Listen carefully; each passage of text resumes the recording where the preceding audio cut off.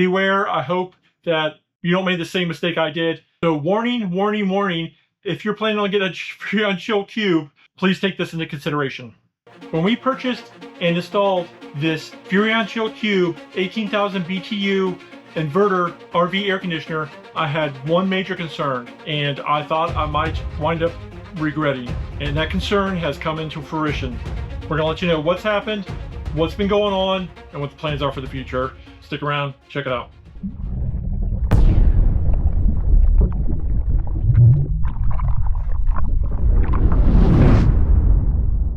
Hey guys, I'm Chris. This is the Salty Trip channel. We're all about full-time RV life, trucks, travel, towing, all that jazz. And if you're new to the channel, welcome. And if you're a subscriber, welcome back. And today we're going to be talking about our decision when we made to buy this Furion Chill Cube and install it on our brand new RV. We got a lot of new people to the channel, so we're going to have to do a little bit of backstory here. We were living in a 2022 Keystone Cougar 315 RLS, and our rear air conditioner started to kind of go out on us. We didn't want to get caught with our pants down, so we proactively went ahead and we bought a Furion Chill Cube because we heard it was the latest and greatest and sounded like a perfect fit for our RV and our lifestyle. So we went ahead and we bought one for the Cougar and we installed it. We got videos about how we installed that mess and stuff, but after a few weeks we came back and kind of gave a little bit of review, and this is how that went.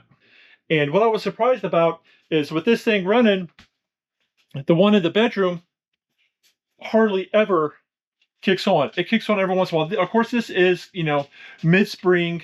It has been getting hot some days, but so far, this thing, with just this air conditioner, has been keeping pretty much everything cool as we need to, which was a little bit surprising. I thought the front AC would kick on more, and it hardly does ever. And this brings us to power consumption. We got about 3,200 watts of solar on the roof to be able to run our whole RV. And we've actually been doing that for about 2 weeks now. We've been unplugged from shore power. And as you can see here, this is the shore power. This is our AC loads, our DC loads, and this is what our battery state is at. And that's what we're pulling in for power right now. We've been running both ACs, using the washer dryer, running our TV. Our refrigerator is 120 volt residential fridge, and we're surviving off the power off our roof only. And most of the time, it's just this one on, and the front one doesn't even run. So we're running the air conditioner and putting power back in the batteries from the night before. But fingers crossed, this keeps holding up. Okay, so everything was working great. Then a couple of weeks go by, and my wife saw this RV on social media, and she was like, well, let's just go take a look at it, because it hit all the bells and whistles that we were kind of looking for when we bought our RV, but just wasn't available. So we went to go take a look at it, and next thing you know, we were bringing it home. And we like the Chill Cube so much that the first thing we did, even though there's two brand new Dometic FreshJet 3s, 15,000 BTU each on the front and rear of that RV, we decided to, even before we took delivery of the RV, we went out and bought another Furion Chill Cube to install on the new one, and we left that Chill Cube on the old RV for the new owners. So we installed the Chill Cube on the rear of this RV, and then we just put a soft start or a Dometic Smart Start, which is the same thing, on the Dometic FreshJet 3 up front, just to help with the load. It's supposed to be a little more efficient. And we kind of expected this RV to run in almost the same fashion as the other RV, where this air conditioner carried most of the load and the front would hopefully just kick on every once in a while as needed. But we ran into a few problems, and this is how that goes. All right, so we have the Chill Cube here in the rear, and we have 6 of these vents up in the front here. And here, I'm gonna see if you guys can see this, but do you see those in there? It's probably a little difficult to see, but there's 2 baffles in there. Try to get up a little closer. But there's 2 baffles. And what those things do is they basically stick up in the ducting so that when it blows into the ducting and comes this way, it forces the air down. and it goes from both sides. There's two of them, one on this side, one on that side, angled this way and angled that way, so that when that air conditioner pulls this way, it goes down, and when that air conditioner pushes that way, it goes through and comes down. So now we have the chill cube. It's got 6 openings in here that it's dumping air. And then it's got to fight past 1, 2, 3, 4 baffles before it pushes air down to that end of the RV. And then we have just one up here in the bathroom. And then we just have 2 vents here in the back. And this is our Dometic FreshJet 3. And what's happening is, because of the baffles and there being 6 openings, it's putting a lot more of that cold air just in the living room, and not a lot of that is getting forward here to the bedroom. So it gets warm in here, and then what happens is, of course, this thing kicks in and starts carrying the load. And because it only has 2 of these openings in here, one in the bathroom, and if you look on the wall all the way going down, there's not anything until you get to the living room. So it only has 3 in here, so it pushes more cold air that way. This is a 15,000 BTU air conditioner. And don't get me wrong, this thing blows cold. There's cold air coming in here. It keeps the bedroom cool just fine in here, especially after we put some insulation in this big window up here. All right, so when it gets warm in here, this thing kicks on. It's blowing cold air out of those 2, going down here. And then in the living area, it's almost keeping, put more cold air down here. And the Furion chill cube, like it's cool enough in here, and it doesn't have to run very much. So that sucker in there is doing most of the work.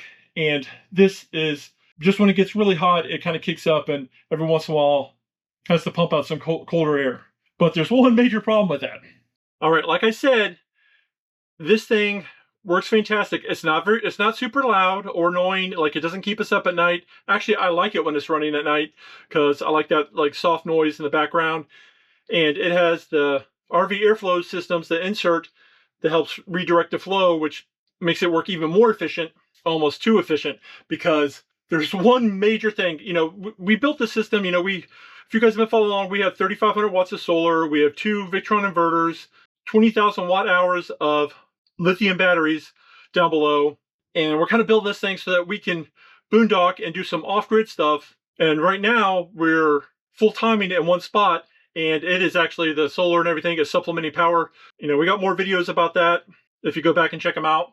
But seeing how that's kind of our goal, is to do more off-grid stuff, how much power we use is a concern. And this sucker, it works fantastic, but it's a power hog. It sucks power like nobody's business. I thought it would be similar. Like, I probably should have done a little more research. Like, our old Dometic would use maybe 1,300 watts, and if it kicked into high or something, it would maybe come up to about 1,500 watts, like max. This thing starts at 1,500 watts. It keeps this place cool, but it does it as a cost of power. And we shared with you guys in a previous video, like, how much we're paying for power and how much solar we're bringing in and how we're supplementing all that. Once again, you have to go back to the channel page and check it out. But that's a big problem for us. So first, we're going to show you on our Victron system how much power each one of these air conditioners is drawing, and then we're going to discuss what we're going to do about it. All right, here we are at a Victron Touch 70, and we are basically we're not pulling anything from our 120 volt source. This is shore power. This is supposed to show our AC load, and most of our stuff in here is 12 volt, like our fridge, lights, all that stuff is 12 volt. So the only things really running around here are like alarm clocks, phone chargers, my computer charger, but like it's fully charged, so it's probably not pulling anything. So that's why we're not reading much on here, because we basically don't have any 120 volt loads at the moment. So what I'm going to do is I'm going to kick on the chill cube. I have it set for 63 degrees, and it is 62 in here right now, if you can see that. So it should start ramping up.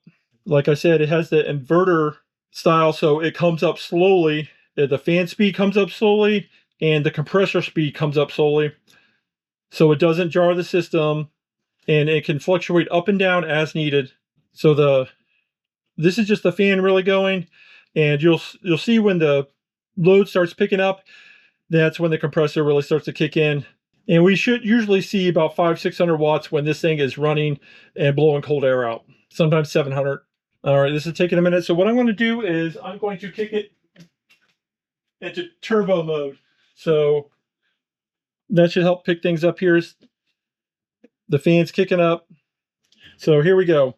We're up to almost 700 watts. Not quite there yet.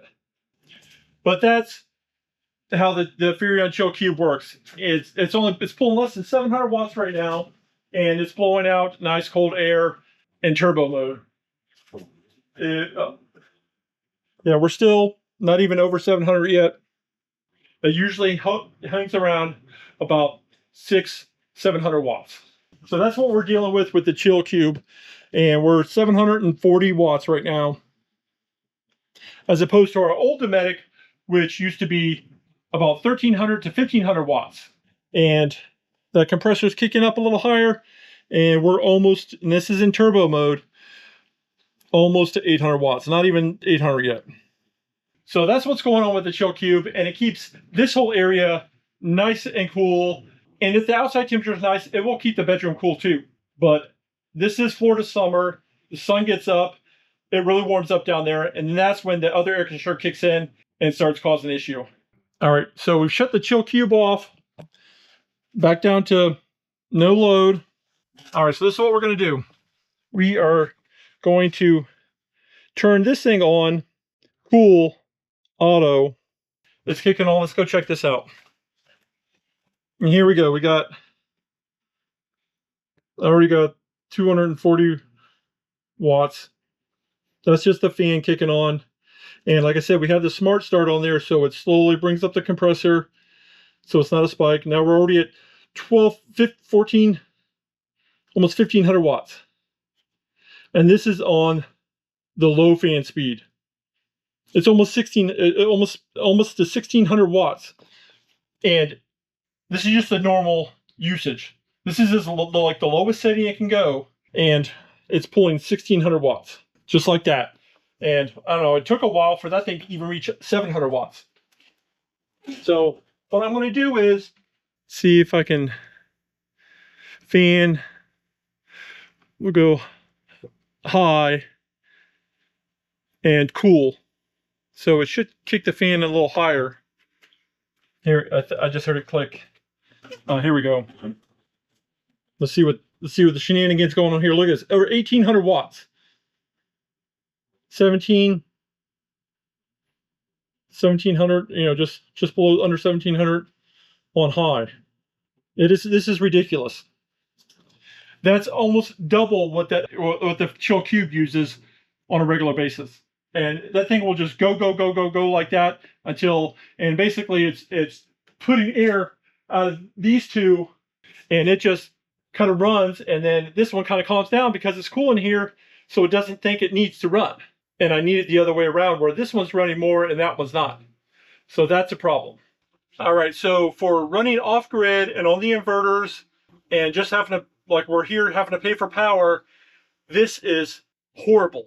It works fantastic. It cools off the RV, but it just sucks way too much power. So we basically have two options. If you guys have been following along, you'll remember that just recently, Country Mod gave us a 12-volt air conditioner. We have a friend who have a horse rescue, and they have a horse trailer, and they have to tote them around sometimes, and then occasionally stay overnight, so they have to stay in the RV, or not the RV, the horse trailer. And their air conditioner was broke, and I know they needed one, and I thought that would be a perfect fit for them. So we installed that on the horse trailer, and it works fantastic. I was really impressed with that. Definitely have to go check that out, because with a 12-volt air conditioner, you don't need an inverter, you don't need a generator, it just runs straight off the batteries. But in our case, because we have 24-volt batteries, we would get a 24-volt air conditioner, and they make them in both 12 and 24-volt. So I started thinking about installing that up here on this one. And then I kind of, after thinking about it for a little while, I kind of ran into like two problems. They're not really problems, but just situations, and part of it's my own fault anyway. Those air conditioners have a very low profile, but that makes them a little wider. They're like almost 32 inches by 32 inches, which is a couple of inches wider on each side of this air conditioner that we have right above us. And if you guys know, I crammed a lot of solar up there, and I don't know if I'm going to have room if it's going to hit the solar panels. I haven't got up there to measure yet, but I'm pretty sure it's going to at least hit the one in the middle in the back.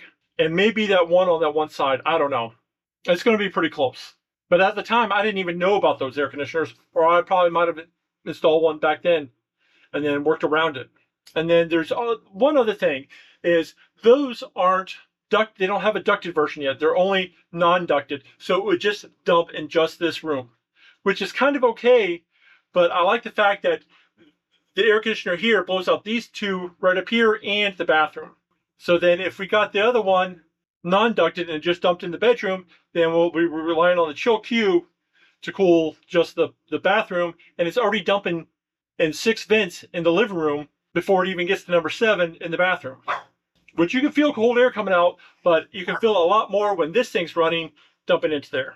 All right, so option number 2 is, well, here, this is what goes, we have to go back to that regret, is when we first installed this Furion Chill Cube in the new RV, this is what I said. And we almost got a second Furion Cube Chill, but I just did buy a soft start for it, so probably see how this goes for a little while.